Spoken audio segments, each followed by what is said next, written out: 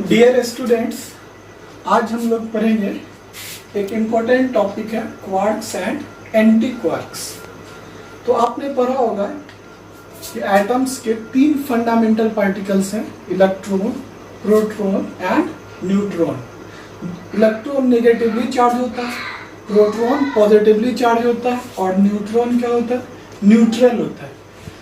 Atom के अंदर अगर इसे हम देखें तो यह हमने एटम ड्रॉ किया, तो न्यूट्रॉन और प्रोटॉन कहाँ होता है, इसके न्यूक्लियस में, और इलेक्ट्रॉन कहाँ होता है, इसके ऑर्बिट्स में। तो न्यूट्रॉन और प्रोटॉन का जो फॉर्मेशन है ना हमने यहाँ लिख रखा है, ये न्यूट्रॉन और ये प्रोटॉन।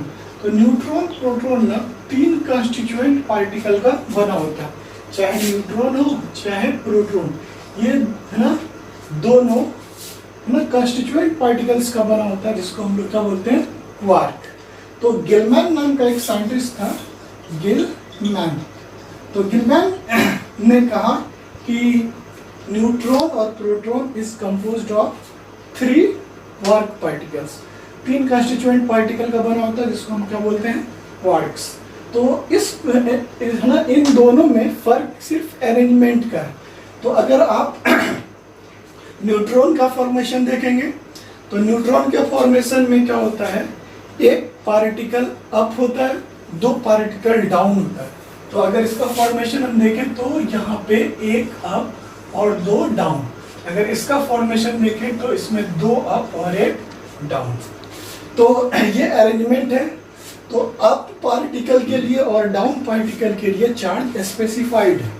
तो अगर इसके चार्ज की बात करें तो अप के लिए ये वैल्यू होता है +2e/3 और डाउन के लिए जो चार्ज स्पेसिफाइड है वो -e/3। तो E जो है इलेक्ट्रॉनिक चार्ज है, तो अप के लिए ये 2/3 ऑफ E है और डाउन के लिए ये है ना 1/3 ऑफ इलेक्ट्रॉनिक चार्ज है। तो इसको हम लोग याद रखेंगे अप के लिए और डाउन के लिए। तो अगर आप देखेंगे फॉर्मेशन इन दोनों पार्टिकल्स का, तो अगर हम आपको यहाँ फॉर्मेशन पढ़ाएं न्यूट्रॉन का, तो थोड़ी देर के लिए यहाँ पे देखते हैं formation of neutron. Formation of neutron जो कि क्या होता है, चार्जलेस। इसका चार्ज का वैल्यू क्या होता है, 0। तो हमें प्रूफ करना है कि यहाँ पे ये चार्ज जो है इसका वैल्यू क्या होगा, 0। तो चार्ज का वैल्यू 0 प्रूफ करने के लिए आप देखिए इसे हमने क्या किया है, ये न्यूट्रॉन ड्रॉ कर रखा है जिसमें एक अप है और 2 डाउन है। तो अगर टोटल चार्ज यहाँ कैलकुलेट करेंगे तो यहाँ पे एक पार्टिकल अप है और 2 पार्टिकल क्या है, डाउन है। तो अप के लिए है ना हमने लिख रखा है +2e/3 और डाउन के लिए e/3, तो 2 × -e/3। हमने क्या किया है, यहाँ पे माइनस सिंबल लगा दी। इसको जब आप सॉल्व करेंगे तो ये हो जाएगा +2e/3 और ये हो जाएगा -2e/3। तो टोटल चार्ज का वैल्यू क्या हो जाएगा, 0। तो इसी वजह से न्यूट्रॉन जो होता है क्या होता है, चार्जलेस होता है। तो इसका जो नेट चार्ज होता है वो क्या होता है, 0। ठीक इसी तरह से हम पढ़ सकते हैं फॉर्मेशन ऑफ प्रोटॉन। तो फॉर्मेशन ऑफ प्रोटॉन अगर आप पढ़िएगा तो यहाँ पे हम लोग देखते हैं फॉर्मेशन ऑफ प्रोटॉन। तो प्रोटॉन पे कितना चार्ज होगा, है ना, इस चार्ज का वैल्यू E के बराबर होगा, क्योंकि इस पे क्या होता है, पॉजिटिव चार्ज होता है। तो यहाँ पे 2 अप पार्टिकल है और 1 डाउन, तो दोनों को चार्ज देते, तो ये हो जाएगा 2 -e/3। अब के लिए हम लोग क्या यूज करते हैं, 2e/3। तो इसको कर देंगे +2e/3 और इसको कर देंगे डाउन -e/3। तो इसको जब आप ध्यान से देखिएगा, यहाँ पे 2 मल्टीप्लाइड है 2e/3 से, तो ये हो जाएगा 4e/3 और ये हो जाएगा e/3। इसको अगर हम सॉल्व करेंगे तो 4e/3 है और ये e/3 है, तो कितना बचेगा, 3e/3। तो 3 से 3 कैंसिल हो जाएगा और चार्ज का वैल्यू कितना आ जाएगा, E के बराबर, जो कि पॉजिटिव होगा। इसी वजह से प्रोटॉन क्या होता है, पॉजिटिवली चार्ज होता है। तो ये था overall formation of proton and neutron, जो दोनों 3-3 पार्टिकल्स का बना होता है। और आपको ये याद रखना है कि जब हम लोग न्यूट्रॉन का फॉर्मेशन करते हैं तो इसमें एक अप और 2 डाउन पार्टिकल है, और जब फॉर्मेशन ऑफ प्रोटॉन पढ़ते हैं तो 2 अप और 1 डाउन। तो ये बात आपको याद रखना, न्यूट्रॉन चार्जलेस होता है और प्रोटॉन पे क्या होता है, चार्ज होता है। चलिए आगे बढ़ते हैं। अगर आप इसको एक टेबल में समझे तो क्वार्क्स का टाइप है, और तो हम लोग क्या करेंगे, एक टेबल में पढ़ लेंगे नेम ऑफ क्वार्क्स और नेम ऑफ एंटी क्वार्क्स। तो यहाँ पे हम क्या करते हैं, एक टेबल ड्रॉ करते हैं जिसमें पहला नंबर में लिखेंगे सीरियल नंबर, ठीक है, और यहाँ पे लिखेंगे एक name of quarks, name of quarks, और यहाँ पे लिखेंगे name of anti quark, name of anti quarks. तो थोड़ा ध्यान से देखिए, ये टोटल ना 6 तो सीरियल नंबर में, ठीक है। सबसे पहले अभी हमने चर्चा किया था अप एंड डाउन का। तो एक क्वार्क क्या होता है, अप होता है, और एक क्या होगा, डाउन होगा।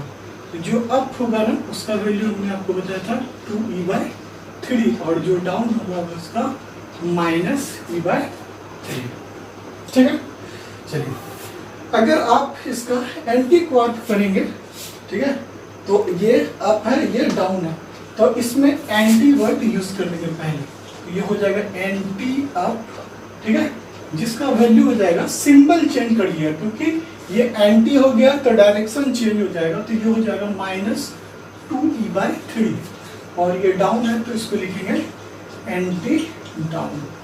तो एंटी डाउन के लिए ये वैल्यू यहाँ पे डाउन के लिए नेगेटिव है, एंटी मतलब पॉजिटिव हो जाएगा, ये वैल्यू कितना हो जाएगा e/3। चलिए, उसके बाद दूसरा नंबर, सीरियल नंबर 2 में हम लोग करेंगे 4 में स्ट्रेंज, CHARM, चार्म, और एक होता है strange, STRANGE, charm and strange. तो चार्म में भी ये जो चार्ज का वैल्यू होता है +2e/3 होता है, और ये -e/3, और तो इसी को हम लोग लिखेंगे यहाँ पे एंटी चार्म। तो एंटी चार्म के लिए हो जाएगा ये प्लस सिंबल माइनस सिंबल से रिप्लेस हो जाएगा 2e/3, और एंटी स्ट्रेंज, तो इसका वैल्यू हो जाएगा +e/3। तो ये हो गया चार्म एंड स्ट्रेंज। तीसरा टाइप इसका अगर आप पढ़ेंगे तो टॉप एंड बॉटम। तो एक है टॉप ओरिएंटेशन जिसका वैल्यू होगा 2e/3, और एक है बॉटम जिसका वैल्यू होगा -e/3। इसके साथ एंटी यूज कर लेंगे तो ये एंटी क्वार्क हो जाएगा। तो ये एंटी टॉप, तो एंटी टॉप का वैल्यू हो जाएगा -2e/3, और एंटी बॉटम का वैल्यू हो जाएगा, है ना, +e/3। तो ओवरऑल 6 पार्टिकल्स हैं, है ना, हमने 2-2 का पेयर पढ़ाया, तो 3 पेयर है, और 6 अप डाउन, 4 में स्ट्रेंथ, टॉप एंड बॉटम। तो ये थे क्वार्क्स पार्टिकल।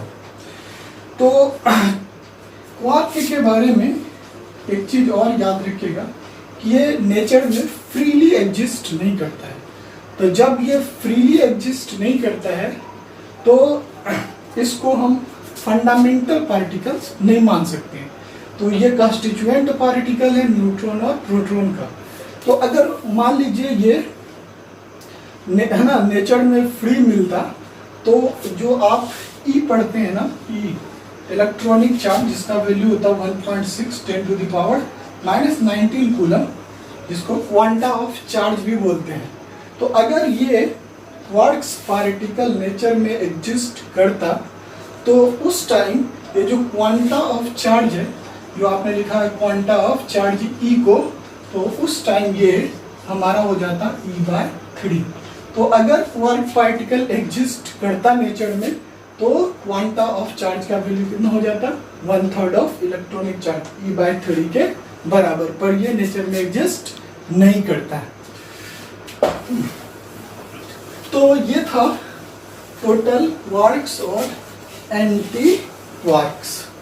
तो उम्मीद है कि आप सबको ये समझ में आएगा और आप ध्यान से लेक्चर को दोबारा पढ़ेंगे तो सारा क्वार्क्स आपको समझ में आ जाएगा और इसको याद रखना भी बिल्कुल आसान है। तो आज के लिए इतना ही। Stay safe, stay home.